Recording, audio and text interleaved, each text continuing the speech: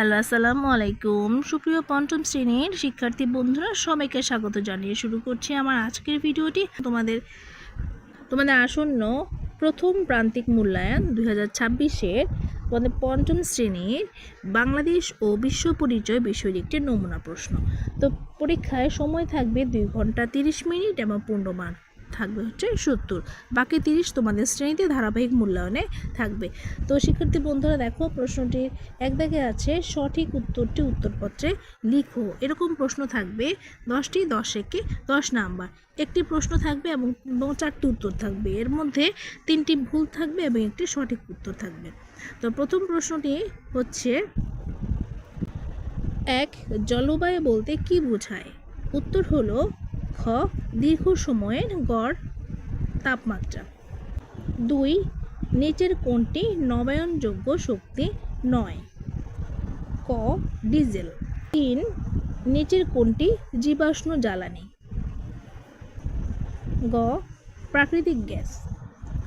4. মস্তিষ্কের বিকাশগত সমস্যা কোনটি? খ. অটিজম। 5. গারোদের নিজস্ব ভাষার নাম কি? ক. আচিক। 6. সাংসারিক কাদের ধর্মের নাম? ক. গারো। 7. মাওলানা আব্দুল হামিদ খান ভাসানী কি হিসেবে সর্বাধিক পরিচিত? খ. মজলুম জননেতা। 8. সমতাভিত্তিক শিক্ষণ পরিবেশে ছেলে মেয়ে উভয়ের মধ্যে কি তৈরি হয়? খ. নিরাপত্তাবোধ। 9. সাঁওতালদের প্রধান উৎসব সোহরাই।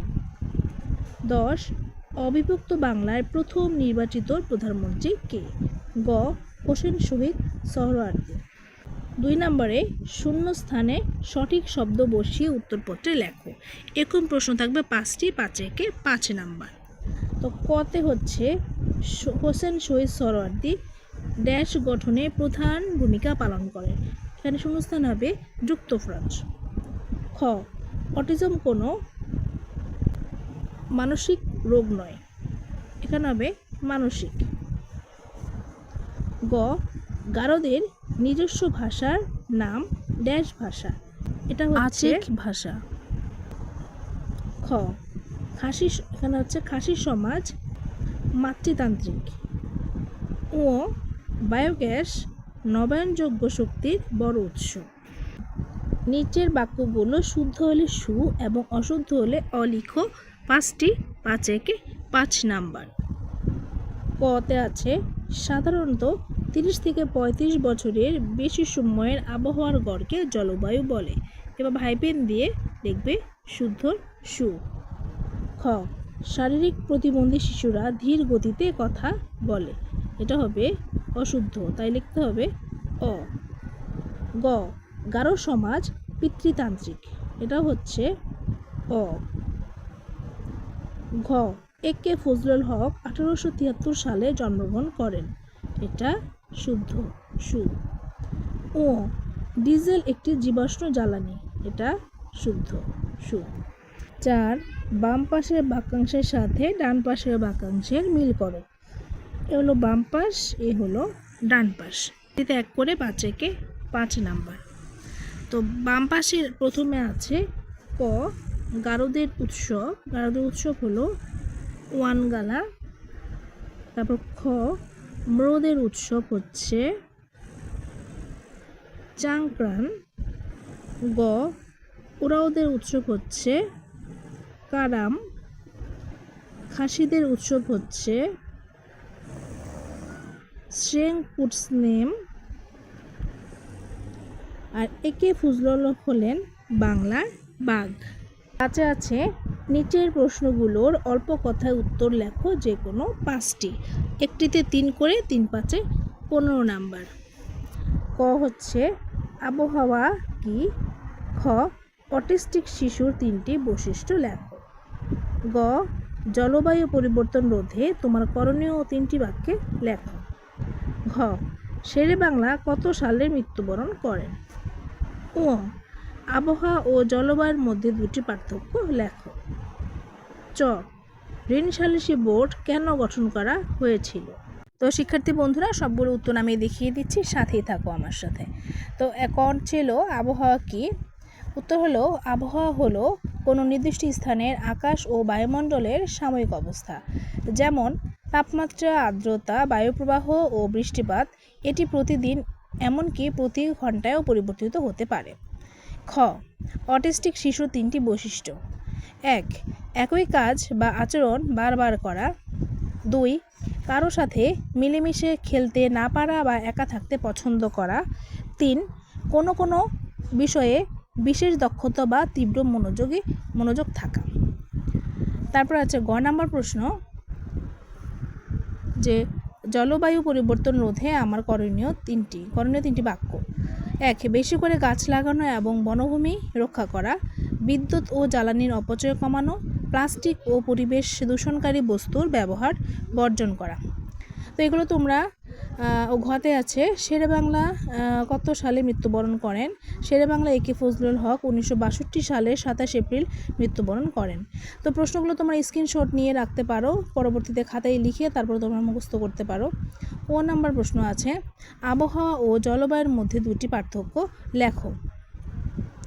তো পার্থক্যর প্রথম পয়েন্ট হচ্ছে সময়কাল, যে আবহাওয়া হলো স্বল্প সময়ের বায়ুমণ্ডলীয় অবস্থা, অন্যদিকে জলবায়ু হলো দীর্ঘ সময়ের অর্থাৎ 30 থেকে 40 বছরের আবহাওয়ার গড় অবস্থা।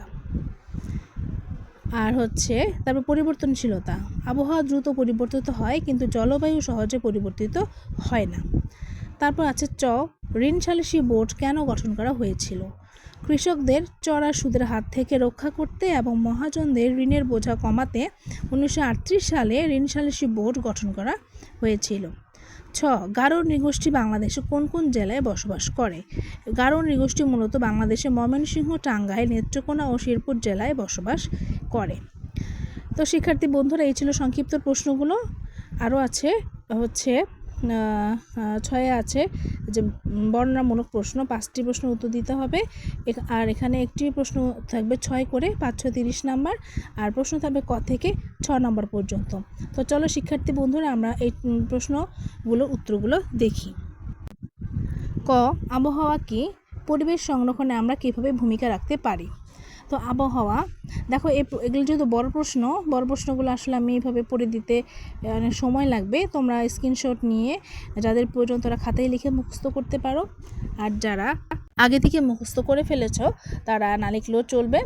যেমন তারপরের অংশ আছে পরিবেশ সংরক্ষণে আমাদের ভূমিকা, গাছ লাগানো, দূষণ কমানো, সম্পদের অপচয় রোধ, সচেতনতা বৃদ্ধি, জৈব সারের ব্যবহার। খতে আছে শ্রবণ ও বাক সমস্যাগ্রস্ত সহপাঠীকে তুমি কিভাবে সহযোগিতা করবে? এটাও তোমরা স্ক্রিনশট নিয়ে রাখো, যে আমি একটু পয়েন্ট করে লিখিয়েছি। যেমন ইশারায় যোগাযোগ, 2 ধৈর্য ধরা, 3 দৃষ্টি আকর্ষণ, 4 সহমর্মিতা, 5 হলো পড়াশোনায় সহায়তা। কেমন? এই হলো খ নম্বর প্রশ্ন শেষ। এখন গ নম্বর প্রশ্ন, ম্রোদের ধর্মের নাম কি? ম্রোদের সমাজ ব্যবস্থা কী ধরনের? ওরাও জনগোষ্ঠীর 3টি খাবারের নাম লেখো। তো ওদের ধর্মের নাম আলাদা, ওদের সমাজ ব্যবস্থা এবং 3টে খাবারের নাম এভাবে পয়েন্ট আপ করে লিখলে তোমরা নাম্বার বেশি পাবে। তো ঘতে আছে অবিভক্ত বাংলার প্রথম নির্বাচিত প্রধানমন্ত্রী কে ছিলেন? কৃষি ও শিক্ষাক্ষেত্রে তার অবদান। তো শিক্ষার্থী বন্ধুরা বলেছি তোমরা এটা স্ক্রিনশট নিয়ে রাখো, কেমন? আর তারপর আছে ও নাম্বার প্রশ্ন, যে ঋণ সালিসি বোর্ড কেন গঠন করা হয়েছিল? এটাও বিস্তারিত আমি এখানে বড় প্রশ্ন লেখা আছে, তোমরা ওই স্ক্রিনশট দিয়ে রাখো, দিয়ে তোমরা খাতায় আস্তে আস্তে লিখে নাও। আর যদি আমার প্রশ্ন উত্তরগুলো ভালো লাগে, আর যদি তোমরা আগে পড়ে ফেলেছো যেখানে, সেগুলোও লিখতে পারো। চতে আছে খাসি ক্ষুদ্র নৃগোষ্ঠীর জীবনধারা বর্ণনা করো। তো জীবনধারার মধ্যে একটা হচ্ছে সমাজ ব্যবস্থা, পেশা, ঘরবাড়ি, আরও আছে পোশাক, ধর্ম, সংস্কৃতি। 6তে আছে মাওলানা আব্দুল হামিদ খান ভাসানীকে কেন ভাসানী উপাধি দেওয়া হয়?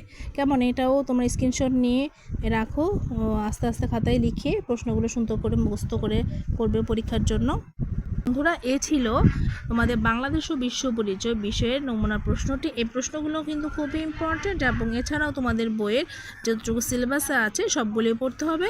তো এই পর্যন্ত অন্যান্য বিষয়ের প্রশ্ন আমার এখানে পেয়ে যাবে এবং অন্যান্য শ্রেণীরও 1ম থেকে 5ম শ্রেণী পর্যন্ত সকল শ্রেণীর নমুনার প্রশ্ন উত্তর সহ পেয়ে যাবে। তো চ্যানেলটিকে অবশ্যই সাবস্ক্রাইব করে রেখো। আল্লাহ হাফেজ।